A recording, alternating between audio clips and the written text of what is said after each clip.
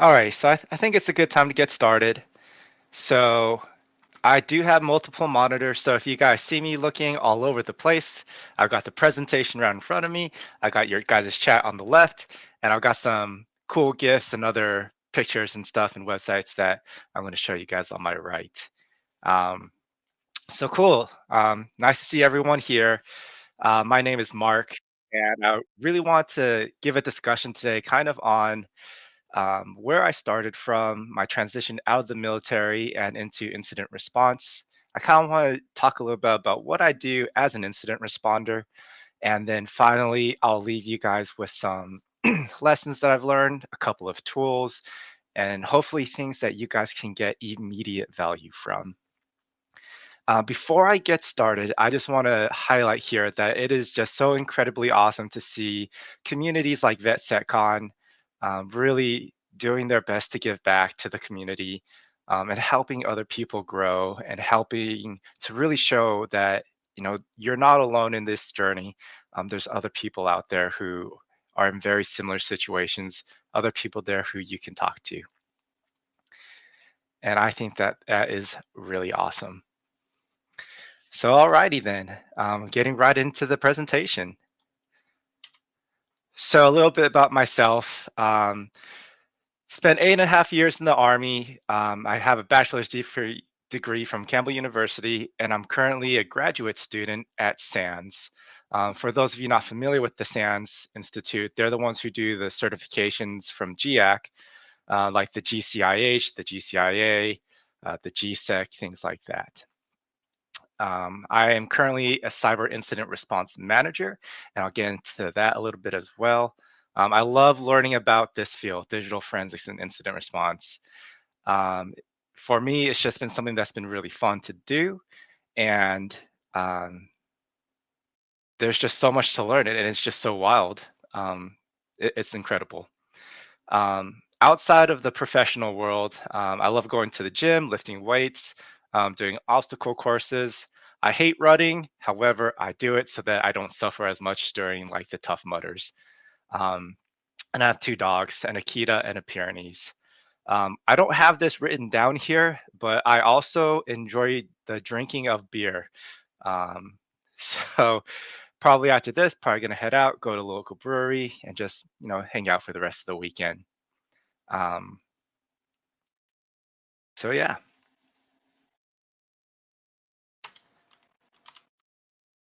So I mentioned, I was in the army for 8.5 years. I was in a regiment called Psychological Operations. A lot of people, know it as PSYOP. Basically, what all that is just business marketing, but for the military. Um, Prior to transitioning out of the military, all I knew a laptop could do or a computer, you could play video games, and a person could, not me, but anybody else, they could do things like download movies, put it on an external hard drive, and take it to Afghanistan with them so that they'd have something to watch. Not me, of course. Um, yeah, not me for sure.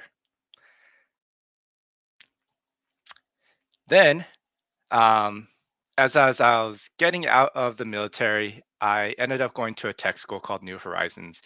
Basically, this tech school is going to say, hey, you're going to do A plus, Net plus, you're going to do some Windows 7 things, you're going to do some Windows Server things, and then you're going to be an IT professional and you're going to get hired on and you're going to make a whole bunch of money. And I was like, cool, sounds great. Um, I've never been so wrong in my life. However, what I did end up doing was getting my Security Plus at some point in time. And once I got my Security Plus, uh, really that's when job opportunities started opening up for me. I'm in the Fayetteville Fort Bragg area, so I know that this is a VetSecCon. So for all you veterans, if you're in the Fayetteville Fort Bragg area, hit me up on LinkedIn if you want to grab a beer, if you want to grab some tacos. If you don't drink, that's cool. We can do coffee, or if you just want to hang out or jump on a call or anything like that, please feel free to reach out. I'm more than happy to chat with you.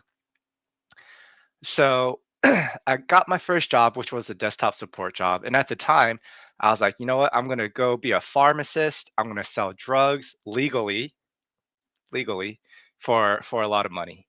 But once I took on that first job, I decided, hey, let's just go all in. Let's change my degree plan to IT security, and let's just dive in and see where we can go with this.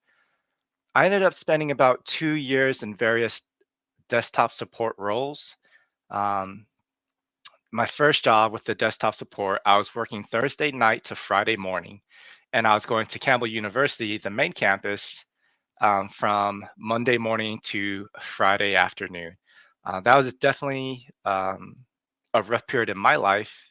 I didn't sleep very much. I lost a whole bunch of weight, and not the good kind of weight, the bad kind of weight. Um, I got real skinny real quick.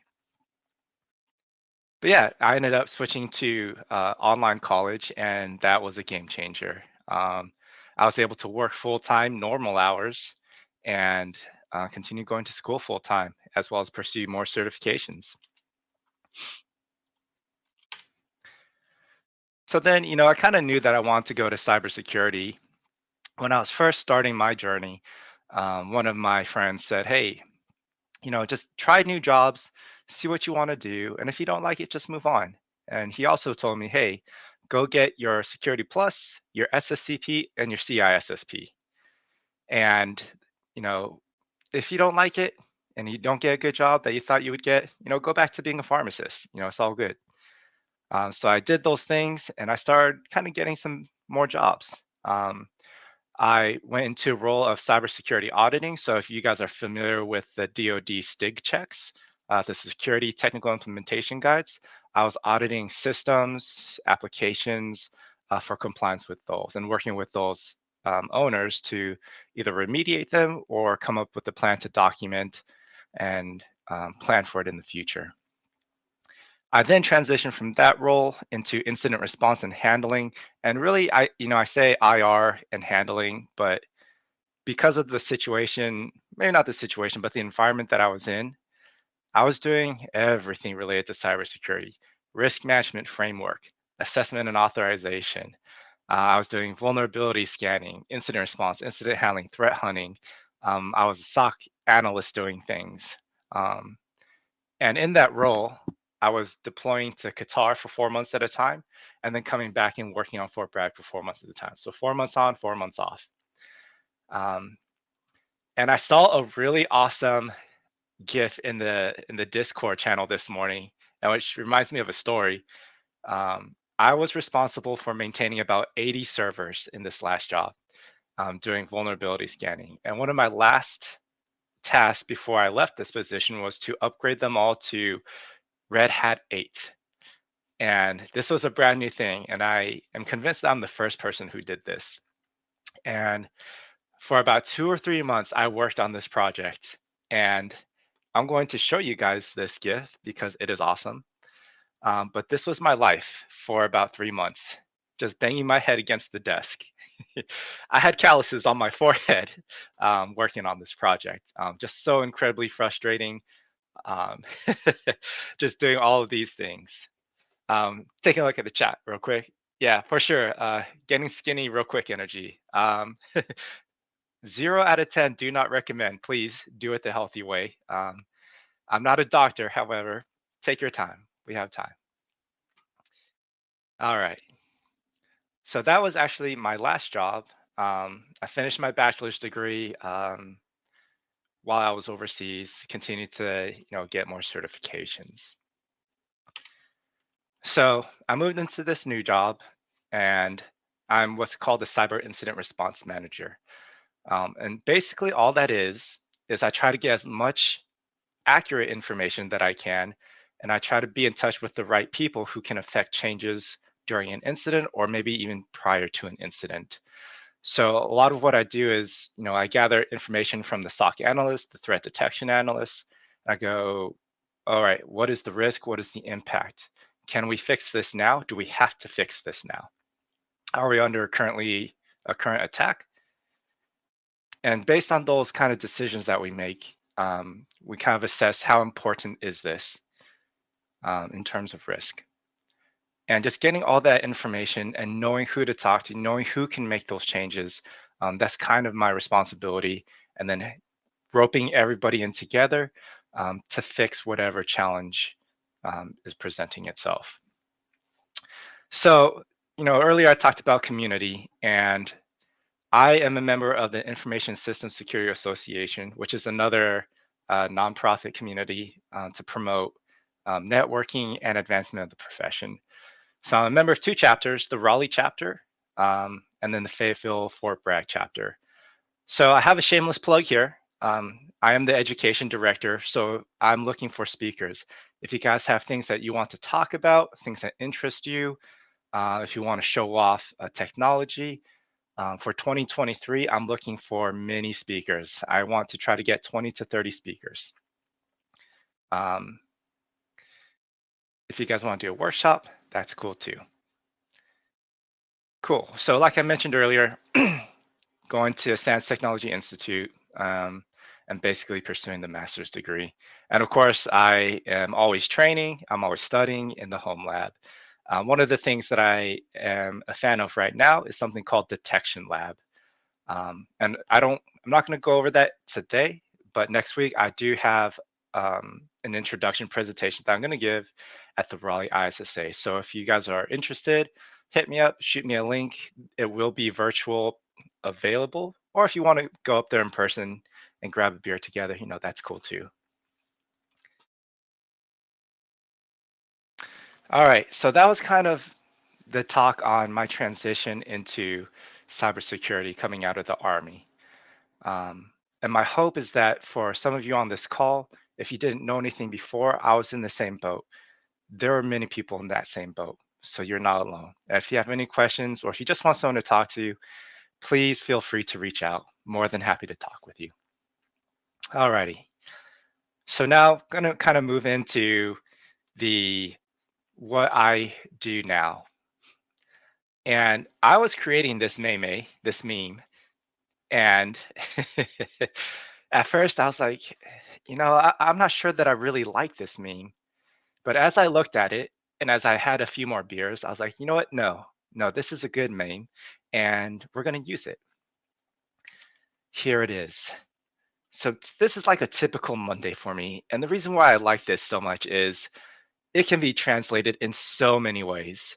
So we start logging into our consoles. For us, it's Microsoft Defender is one of them. And after a typical weekend, there are things that haven't been addressed. We have alerts for phishing. We have alerts for malware. We have alerts for compromised credentials. And so we just log in. We're like, oh my gosh, so much evil. It's everywhere. Um, and then we kind of take a breather. We woo-saw a little bit, and then we start getting into it. And then we just address what we can.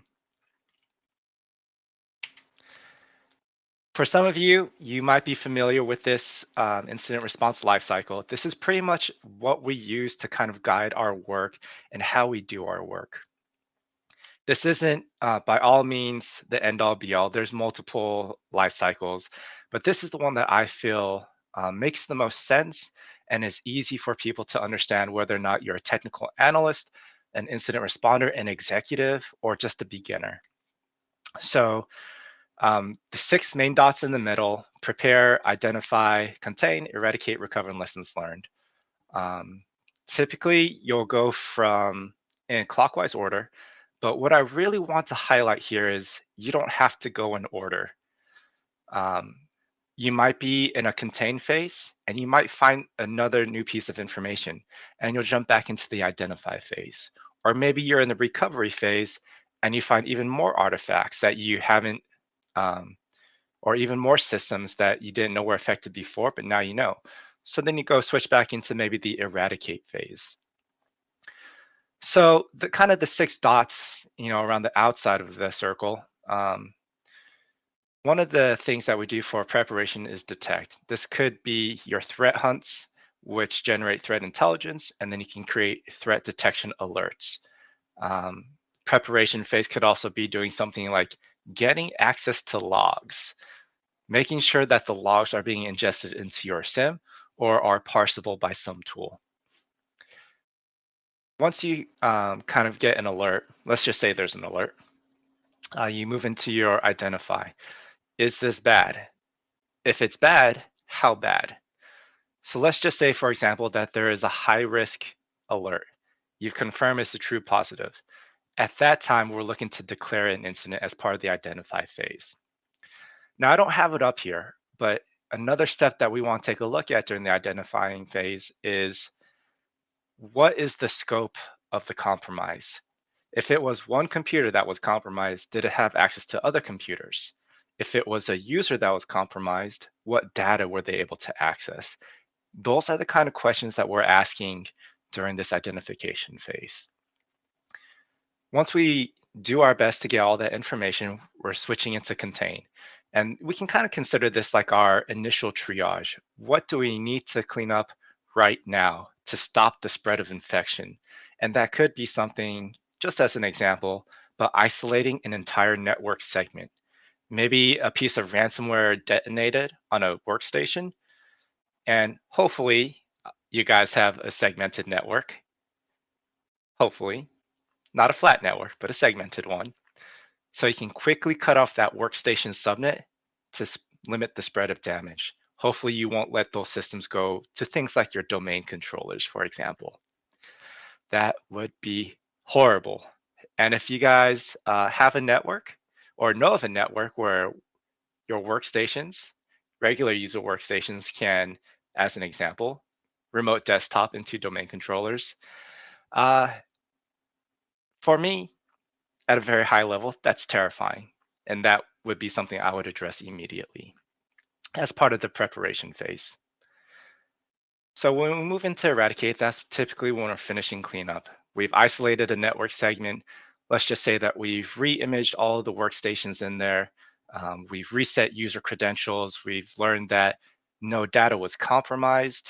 So we're just cleaning everything up now. When we talk about the recovery phase, how do we get ourselves back to business operations? How do we make sure that we're still doing the things that either making us profit or accomplishing the mission in some form of fashion? And typically we think about restoring systems, so re-imaging those laptops and bringing them back online, removing that network segment block so that it can make the appropriate network connections. And then finally, this is something that I feel is very important, is lessons learned. For all of you military folks out there, we commonly refer this as our after action report. What did we do well? What could we have done better? What was the scope of the challenge here? AR, yes. Normally I'm like, AR, yes, Index, we're going home finally. Uh, those were the best times. So for all of the incident responders who might be listening, a lot of times, and even executives too, in fact, I highly hope this message reaches executives, is a lot of times people say the purpose of incident response is to quickly contain and restore the organization from a position of weakness, whether that was a compromise or a breach or anything like that. Contain and restore. I submit to this group that the thing about incident response is we need to decrease detection and response time. Preventive controls will fail. It's not a matter of if, it's a matter of when. In a determined attacker, an advanced persistent threat, they're going to figure out how to get past your controls. A user will accidentally or purposefully get past your controls. They'll click on a link that wasn't blocked by your email security or something. Something will happen, the prevention will fail. We need to focus on decreasing our detection and response time. We need to plan for something that is bad so that we can quickly contain it and limit the damage. And that, I think, is the most important piece of incident response. Another thing outside of incident response that I do is purple team activities. And I love this meme as well that I made. This is a screenshot from a movie called Spirited Away by Studio Ghibli. So if you're an anime nerd, you'll get it. And if not, that's okay too. Just know that there's a buffet there, plenty of food. And of course, we see that this character is like, "Give me the food," and then all the chefs on the left are like, "Oh no." Um, and I love this a lot, and I shared it with my own red team. And basically, what we're looking for is red team will perform some kind of security validation with the organization, and hopefully we, as the blue team, are catching that activity. And if we're not catching that activity, how do we perform a threat hunt to see what artifacts they were doing, what activities they were engaging in? A lot of times I think that people think that purple team activities, the best thing is, security validation. And I think that's true. But, I mentioned, in the previous slide that I think lessons learned is very important. And for this topic, what I think is really important too is helping both teams improve their skills, not just the tools, not just controlling or validating your controls, right? But let's get our people better at what they do. Um, invest in your people. So if red team does an activity and it's not caught, how would blue team go and find it? How can they feed that information back into the tools? Alternatively, if blue team does catch red team, they feed that information back to red team as well. It's a two-way communication here. And while we like being able to catch red team, the fact of the matter is the better the red team that we have, the more prepared our organization will be. So if you're a blue guy or gal, get with your red team and say, hey, here's how we caught you. You met these signatures. You didn't encrypt and encode your malicious payload enough times. So we wrapped it up just like that and quarantined it. So biggest thing for me for Purple Team here is how do we improve all the teams involved? And it's just a huge collaboration. And the more communication you have here, I think the more successful you'll be. So that was kind of my second piece. And if you guys want to talk about incident response, purple teaming, let's go get some tacos. Let's get some beer. Let's go chat things out. We'll get a whole bunch of napkins and crayons if you're a Marine, and we'll just go draw pictures or something. Um, and for the next piece of this talk, I want to show you guys some tools, some lessons that I've learned along the way um, that I hope will provide immediate value to you, that you can use these in your day-to-day lives, in your operations, and in your own study time. And I preface this with, if I say something that you like, please use it. And if you don't like it, then simply discard it. Fair enough? Fair enough. Alrighty, let's jump right into it. So up here, what I want to show off is the React framework. This is created by Atomic Threat Coverage Group. And it's based on the MITRE ATT&CK framework. So this kind of graph will look very similar to you. And we actually put this in that 6-phase IR lifecycle that I was showing off earlier. This is just a screenshot of it. But each of these phases has things that we can do as incident responders to help guide our actions. And I'm actually going to show you the actual website here because I think we have a little bit of time. So we scroll down and we see here that there's a lot of things that we can do. Notably, I want to point out that this first column with a whole bunch of things in it, a whole bunch of things that we can do, is part of the preparation phase. This has the most things that you can do as part of your IR lifecycle. And I highly encourage, if you're an IR manager, if you're an analyst, if you're an executive, take a look at this and just see what are you doing today that matches some of this. And you can kind of gauge the maturity of your IR program just by looking at this. And if you're familiar with the attack navigator, which you can put a heat map on top of a MITRE ATT&CK framework overlay, they have that tool as well for this. So you can make a pretty picture for people. One thing I will point out here as part of the preparation phase is practice, take training. I highly encourage, if you're an IR person, if you're an executive, do those tabletop exercises. Make sure your teams are getting their reps in. But not just that, but bring in external parties like your IT engineers, bring in your business units, Bring people in to see what you can do and how you can interact with each other. Get that good practice in. The next tool I want to show you guys, this is what is called Uncoder.io. And what it does is it takes Sigma rules and it can help you convert them into a tool of your choice. Let's talk about Sigma rules. Written in YAML format, very common. And the reason that they're written this way is so that you can translate them to your specific tools. And in this example here, we see that the author is Florian Roth, very smart guy. But we see the log source here, Windows, and the service is going to be Sysmon. One thing I would say here with Sysmon, and actually any log source, 1, turn your log source on. 2, forward your logs. And 3, look at the logs. Do those 3 things, guys. Encourage your organizations to do those 3 things. That's the first step to being successful there. But with the detection piece of this file, we can see that they're giving you the syntax. They're telling you exactly what to look for. And that is how you will detect some of these attacker techniques and tactics. So I'm going to show the actual website here, which is the uncoder.io. By the way, this is all free. Of course, SOC Prime does provide services. So if you guys want to, you can pay to get those services, but they do have free stuff and it works very well. So here we can drop down a menu and you can just search for things that you think might be interesting. Let's try PSExec. PSExec service start.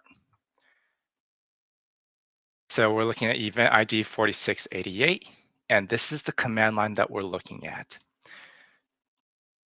So we see here, if you guys use Elastic, the ELK stack, it creates a query that you can use in your instance. If you use QRadar, let's see if that works. If you use QRadar, which uses something called AQL, Aerial Query Language, it'll give you this query right here as well. I bring this up to help you guys as threat detect analysts and threat hunters. You can build your own detection rules off of these. But more importantly, what I think is that if you don't know what you're looking for, Sigma rules are a great place to start to give you an idea of what kind of artifacts you should find, what kind of commands you should be looking for. So if you didn't know outside of Google, and I encourage this too for your interviews, instead of saying I would Google it, maybe say something like, I would look at Sigma rules to find an example of what I could look for. I would be super impressed if a candidate said that to me. I'd be like, so, this is such a great tool for beginners and for those who are already experienced in the field. The next tool, Velociraptor. This is a digital forensics and incident response tool. And it is super powerful. You can run hunts. If you guys are familiar with the tool like FireEye's Endpoint Security, Enterprise Security, one of those. It's kind of like that. You can run hunts. So what I did here was I had a Windows 10 victim machine. I ran atomic red team test for scheduled tasks. And then in the Velociraptor, I just ran the scheduled task hunt. And here we can actually see what the command line was to make that scheduled task persistence from that atomic red team test. This tool has a lot of capability. You can even do things like browse the file system. You can gain a shell on the target client. And you don't have to learn any new syntax. If you already know PowerShell, if you already know command prompt, if you already know Bash, if you already know whatever command line Mac OS uses, all you have to do is use that as well. And depending on time, I can give a quick demo on how you can get instantly set up to test it. But I'll save that towards the end. And if we have time and if people want to see it, I can spin it up pretty much in like 10 seconds. Okay. The next three things I want to talk to you about has a lot to do with resiliency. When you guys are getting into this field, when you're trying to upskill, if you're trying to make a change in your life, it's not easy. And what I really want to say here is don't be afraid of failure. Don't let analysis paralysis happen to you. A lot of times people say, fail forward, fail fast. And I think that's right. If you make a mistake, do your best to learn from it and continue on. Something that helps me a lot is finding motivational videos. And my favorites are from Les Brown. They're titled It's Possible and You Gotta Be Hungry. When I was kind of going through some of the hardest moments of my journey into cybersecurity, I had to listen to these every single day.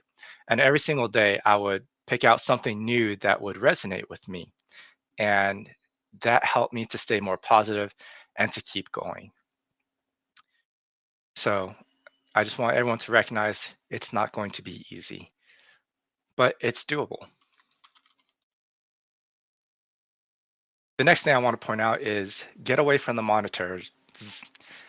So a lot of people have multiple monitors. It's me, I'm people. I have 3 monitors, and I wish I had more so I could see all of the things. I just don't know physically how I can accomplish that yet. But my point here is we can easily get absorbed in those things. And like that GIF that I showed you earlier about banging the head on the desk, um, it can be frustrating. Um, and you can spend hours and hours and hours troubleshooting and just get lost in time. What I found is take a break, go outside for a walk, get some fresh air, get the blood flowing again. A lot of things that I try to recommend to people is do some exercise. And whatever that kind of exercise is for you, I cannot say. Maybe it's doing CrossFit, powerlifting, yoga, Tai Chi. I like to walk my dogs. This is probably my favorite slide because I get to show off my 2 dependents on the bottom right. There they are, the Pyrenees and the Akita. Um, they're my babies. And so every chance I get to show them off, I do. Um, but my point is, get some fresh air. I can't tell you how many times that I've gone outside just for a walk after being really frustrated with a problem and just walking around, kind of thinking about nothing, just kind of letting myself relax a little bit. Sometimes the answer has come to me during those walks. And like it's just so helpful and not just refreshing to get your mind away from it, but you start to feel a little bit better as well. You can kind of let go of that frustration. Exactly, Michael. Exactly. CTFs are the best test of your persistence, your perseverance, and how well you can push through frustration. But great point there. And finally, my last observation that I want to share. This is something that is incredibly important to me. And it's something that I actually learned recently. This is what's called radical candor. And we can use this graph, this 2x2 graph. We love 2x2 graphs as cybersecurity people, to kind of as a compass of how we can interact with others to build the best relationships of our lives. And incident response and incident handling, it is incredibly important to be able to communicate effectively with others. So we see here that on the vertical axis, we have care personally, and on the horizontal axis, we have challenge directly.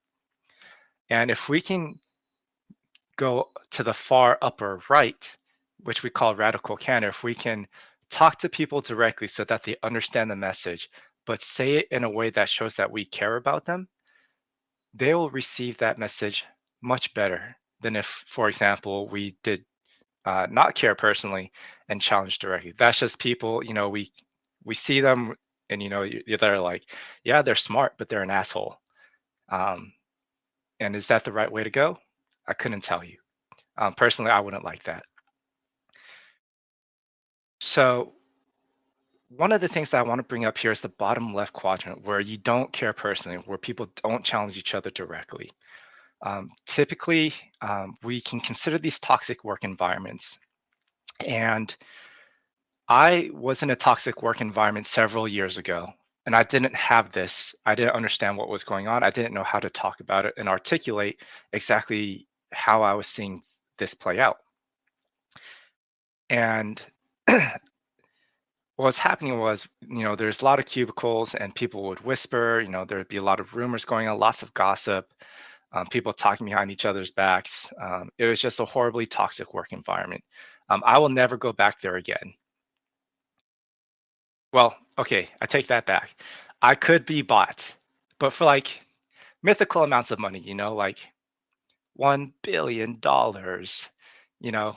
Um, but other than that, I'm probably never going back there ever. One thing that I want to say here too, actually two things I want to point out. The first being is we need to remember that radical candor is not measured at the mouth of the speaker, but at the ears of the listener. So with that being said, I also want to point out here that as much as we try to be radically candid with each other, we will also fail. We will have failure. We will not be able to do the messaging the way that we really wanted to. And with that,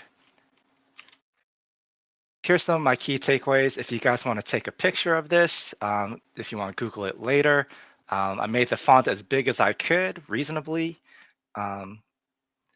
But it's just kind of the summary of the things that we talked about.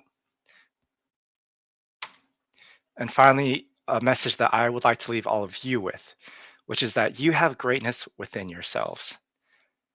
You're going to incur a lot of failure. And even if you don't succeed today, that doesn't mean that you're going to fail at everything. Keep going. Les Brown once said, if you fall, try to land on your back, because if you can look up, you can get up. And a lot of times, that's the case. Just look up, fall down, try to pick yourself up. And it's hard, guys. And that's why I think it's so awesome to have a community like this. Maybe you have a hard time picking yourself up, but you have other people who are willing to lend you a hand. And I think that's incredible. Guys, that is the end of my talk, and I'll open it up for questions.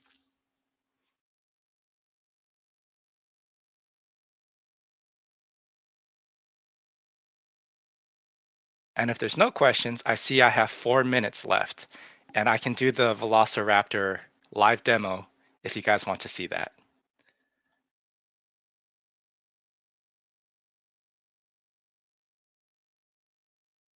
Velociraptor, we got one like for Velociraptor. Say no more, fam.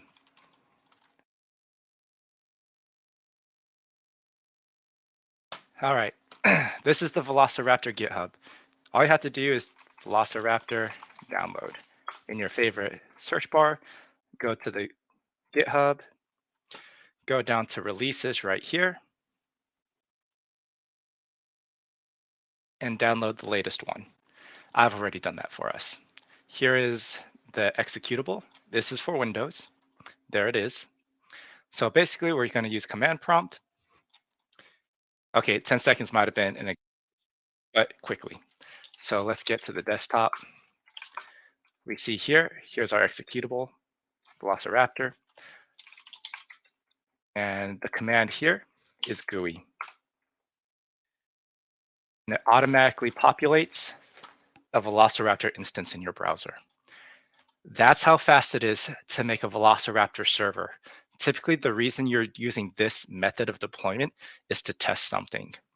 But I can also use this method of deployment to quickly show you guys things. So for all of you who are familiar with Cape, one of the capabilities that Velociraptor has is we can create an offline collector. So what Cape does, guys, for those of you not familiar, it does artifact collection from a target system.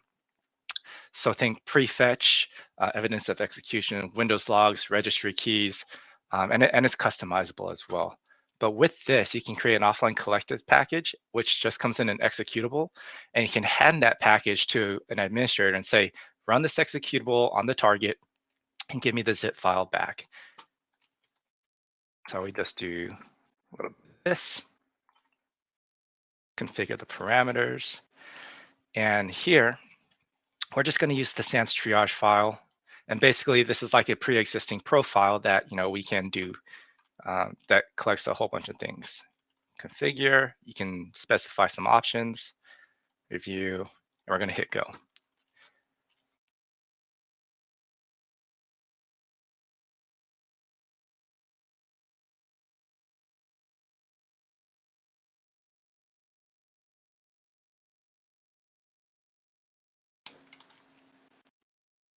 we now have this notebook, and we can download that client directly.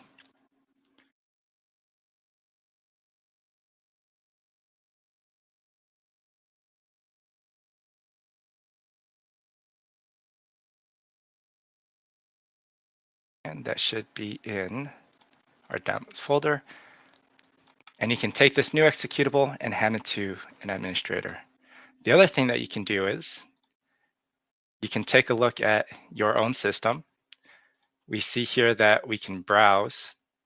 Well, we won't live demo that. It does take a while to browse the file system. But what we can do is we can open up a shell. And at each shell, you have different options. If you were to do this on a Linux system, it would have different options for Linux. So for example, we can do PowerShell. We can say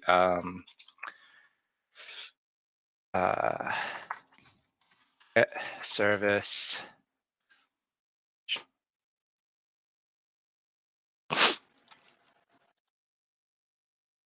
And just like that, we can do PowerShell. And it's running as system.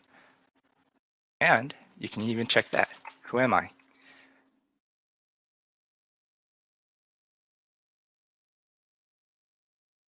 Oh, this is a test, so it'll be Overlord. But on an actual client, it will run as system. Change it to command prompt. Config. We're out of time. I do have a presentation that I can do on Velociraptor if anyone is interested. Or if you guys are just interested in labbing together, more than happy to jump on a call with you guys. Everybody, thanks for coming to my talk. I hope that you got something out of it, and I hope you enjoy the rest of your weekend. Thanks, guys.